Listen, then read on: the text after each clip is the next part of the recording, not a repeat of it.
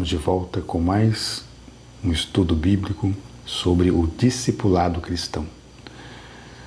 O tema que nós estamos estudando hoje é a nova vida com Jesus. Eu sou o pastor Marcos e estarei ministrando esse estudo para o seu crescimento espiritual. Então vamos iniciar. Nós vamos estar falando então sobre uma nova vida em Cristo. E eu quero começar dizendo que quando recebemos a Jesus Cristo como Senhor e Salvador, mediante o Espírito Santo que nos convenceu, e a palavra de Deus, somos novas pessoas em Jesus, ou seja, nascemos de novo. Então nós vamos estar aprendendo aqui que o novo nascimento, para que a pessoa possa ter uma nova vida em Cristo, é necessário que ela receba o Senhor Jesus, primeiro como Senhor e Salvador da sua vida. Por que é importante destacar aqui receber o Senhor Jesus como Salvador e Senhor das suas vidas? Porque muitas vezes as pessoas só o recebem como Salvador. Na verdade, as pessoas só querem receber Jesus como Salvador. E só que nós precisamos aceitar como Salvador e Senhor das nossas vidas. Por quê? Porque quando o aceitamos como o Senhor das nossas vidas, é Ele quem direciona nossas vidas. É Ele quem guia os nossos passos. E as pessoas às vezes não querem como o Senhor, porque elas é que querem guiar as suas vidas. Elas querem seguir as suas próprias regras, E não é bem assim. Quando o aceitamos a Cristo como Salvador e Senhor das nossas vidas, é Ele quem controla a nossa vida, tá? Agora não sou eu que vivo, mas é Cristo que vive em mim, como disse o apóstolo. Amém? Então, a primeira coisa que nós vamos aprender aqui, para que você possa ser uma nova criatura, ter uma nova vida em Cristo, é necessário, é fundamental que você o aceite como Senhor e Salvador da sua vida. Amém? Prosseguindo aí então. Em Jesus temos uma nova vida e deixamos as coisas velhas para trás. Nós temos um texto aqui, 2 Coríntios, capítulo 5, versículo 17, que diz o seguinte: assim que se alguém está em Cristo, nova criatura é. As coisas velhas já passaram, eis que tudo se fez novo. Quando nós assumimos uma nova vida em Cristo, a Bíblia vai dizer assim que as coisas velhas já se passaram. Que coisas velhas são essas? As coisas velhas aqui simbolizam a velha natureza pecaminosa, a vida de pecado que levávamos antes. Ok? Nós vamos estudar um pouco mais à frente ainda uma matéria chamada, vamos falar sobre o batismo nas águas. E dentro desse estudo nós vamos aprender qual é o simbolismo do batismo. O batismo ele tem um simbolismo de um sepultamento. Tá? Quando nós imergimos a pessoa na água, ele está simbolizando um sepultamento da velha vida, da velha natureza. Tá? Quando a pessoa ressurge da água, ela está nascendo de novo, uma nova criatura. Então, quando lemos esse texto aqui, que as coisas velhas se passaram, é aquela vida de pecado, aquela velha natureza, ela foi sepultada com Cristo. Tá? Ela foi sepultada e agora somos uma nova criatura. E eis que tudo se fez novo. Tá? Então é importante destacarmos isso aqui também, em nome de Jesus. Eu quero apresentar aqui 5 bons motivos pelos quais recebemos a Jesus. Tá? Primeiro, aceitamos a Jesus porque realmente Ele é o único Salvador, tá, irmãos? Não existe outro nome pelo qual devamos ser salvos, tá? Então Ele é o único que pode nos salvar. Segundo motivo, Jesus é o único caminho que nos leva a Deus. Olha só que interessante. Há um pensamento errôneo que diz que todos os caminhos levam a Deus. Eu não sei se você já ouviu esta frase em algum lugar por aí, mas ensina-se que todos os caminhos levam a Deus. Isso não é verdade. Só existe um caminho que leva a Deus. Esse caminho se chama Jesus Cristo. João, o Evangelho de Jesus, escrito por João, capítulo 14, versículo 6, vai dizer: eu sou o caminho, a verdade e a vida. Ninguém vem ao Pai senão por mim.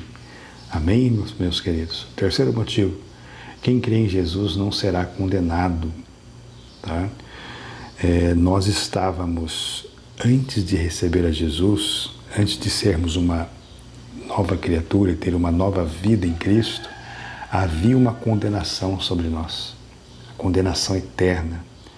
O nosso destino era o inferno, nosso destino era a morte eterna, era a condenação. Mas a partir do sacrifício de Jesus na cruz do Calvário, nós somos libertos dessa condenação. Né? Romanos 8:1 vai dizer que nenhuma condenação há para os que estão em Cristo Jesus. O quarto motivo: Jesus é a verdade que liberta o oprimido. Tá? A palavra do Senhor diz no Evangelho de Jesus, escrito por João, versículo 32, né? Que se o Filho, a verdade liberta, né? Conhecereis a verdade e a verdade vos libertará. Então Jesus é a verdade que liberta da opressão maligna. A palavra do Senhor é a verdade que liberta da nossa vã maneira de viver, da escravidão, né? Que é viver nesse mundo pecaminoso, tá ok? O quinto motivo: foi Jesus quem morreu pelos nossos pecados. Então, não há outro nome, não há outro Salvador. Foi Ele quem morreu por nós. Então, são 5 bons motivos pelos quais devemos aceitar a Jesus como Salvador, ok? Para você conhecer sobre a vida e quem de fato é Jesus, você deverá ler os seguintes livros do Novo Testamento. Nós temos aí os quatro evangelhos, né? Mateus, Marcos, Lucas e João. São esses 4 evangelistas aí que, na verdade, escrevem a respeito da vida de Jesus. Cada um deles dá um detalhe muito importante sobre a vida de Jesus. Então, para que você o conheça na íntegra, tá? É importante você ler Mateus, Marcos, Lucas e João, ok? Aqui está uma lista de coisas que não devem fazer parte mais da nossa vida, tá? Essas coisas que nós vamos citar aqui fazia parte do velho homem, da velha natureza, tá? A concupiscência do engano, mentira, palavra torpe, né? Amargura, ira, gritaria, blasfêmia, malícia. Então, uma nova pessoa em Cristo, uma nova criatura em Cristo que nasceu de novo, estas coisas não podem estar mais predominantes na vida das pessoas. E nós precisamos orar, né? Para que o Senhor nos fortaleça e nos dê da tua graça e nos conceda o fruto do Espírito Santo, tá bom?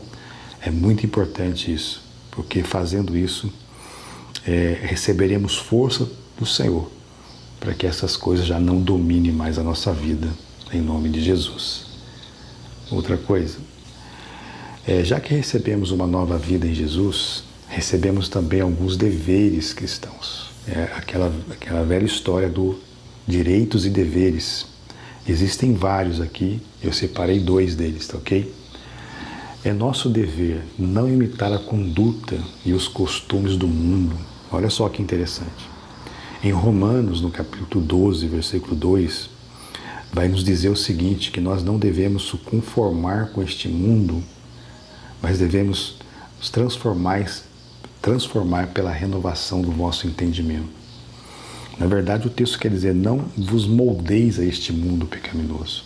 E quando a Bíblia cita a palavra mundo aqui, não é o mundo cosmo, natureza, o mundo criado por Deus. Esse mundo que a Bíblia se refere é o mundo sistema, é o sistema pecaminoso que rege o mundo. E a liderança desse sistema pecaminoso, quem lidera é o próprio Satanás. Por isso que a Bíblia vai dizer que o amor ao mundo é inimizade contra Deus. Aquele que ama o mundo, o amor do Pai não está nele. Por quê? É este mundo sistema pecaminoso que é regido por Satanás. Então nós não podemos nos amoldar conforme esse sistema pecaminoso. Tá? Então é o nosso dever não andar segundo a conduta deste mundo. Ok? Viver em santidade também é um outro quesito importante como dever do cristão. Quando falamos andar em santidade, estamos querendo falar que devemos andar separados para Deus. A palavra santo significa ser separados, ok? A Bíblia não nos orienta a sermos perfeitos, porque só Jesus ele é perfeito, mas ela nos recomenda ser santos. Ser santos é separado. Separado do quê, pastor? Separado desse sistema pecaminoso que rege o mundo. Ok? É viver separado destas práticas pecaminosas. Então, viver santo é viver uma vida separada para Deus. Amém? Então, está aí o nosso estudo. Uma outra coisa importante também agora, nós vamos falar que você é sal e luz neste mundo. Nós temos um texto aqui da palavra do Senhor, Mateus, o Evangelho de Jesus, escrito por Mateus, capítulo 5, versículo 13, que diz assim: Vós sois o sal da terra, e se o sal for insípido, com que há de se salgar? Para nada mais presta, senão para ser lançar fora e ser pisado pelos homens. Tá? Olha só que interessante, por que a Bíblia ela nos compara como sal e como luz? O sal relacionava com a ideia de pureza. Tá? Os romanos diziam que o sal era o mais puro do mundo, porque procedia de duas coisas mais puras que existem, que é o sol e o mar. Portanto, para que o cristão seja o sal da terra, deve ser um exemplo de pureza. Tá? Uma outra característica do sal é que no mundo antigo o sal era mais comum de todos os preservadores. Usava-se sal, para impedir que os mantimentos e outras coisas apodrecessem ou se corrompessem, e para deter o processo da putrefação. O cristão deve ser o elemento antisséptico, purificador em qualquer grupo em que se encontre presente. Deve ser a pessoa que, por sua simples presença, derrota a corrupção. Então nós vemos aí que o sal ele tem várias características importantes e por isso somos considerados como sal. Primeiro, porque ele conserva. Segundo, primeiro porque ele simboliza a pureza. Segundo, porque ele preserva. E um terceiro aqui, que é o mais importante, é que o sal lhe dá sabor. Então a comida preparada sem sal é tristemente insípida e até pode chegar a ser impulsiva. Tá? E como luz, no verso 14 vai dizer assim: Vós sois a luz do mundo. Não se pode esconder uma cidade edificada sobre um monte. O mundo sistema pecaminoso está em trevas, certo? Jesus como a luz verdadeira neste mundo, Jesus é a verdadeira luz, tá? Jesus é a verdadeira luz neste mundo de pecado. Então ele se manifestou para resgatar os que jaziam em trevas. E como servo de Deus, a sua luz brilha em nós, para que também possamos resgatar vidas que vivem em trevas com o poder do Espírito Santo. Então nós somos comparáveis como sal, porque tem as suas características importantes, e também como a luz que alumina no meio das trevas. Então, essa é o nosso estudo de hoje. O nosso estudo é realizado de uma forma breve, simples e objetivo, somente mesmo para esclarecer algumas dúvidas, tá ok? Nós temos aí um questionário, são 3 perguntas básicas aí, você pode estar respondendo aí na sua casa. Vamos lá então? Que processo deve ocorrer em nossas vidas para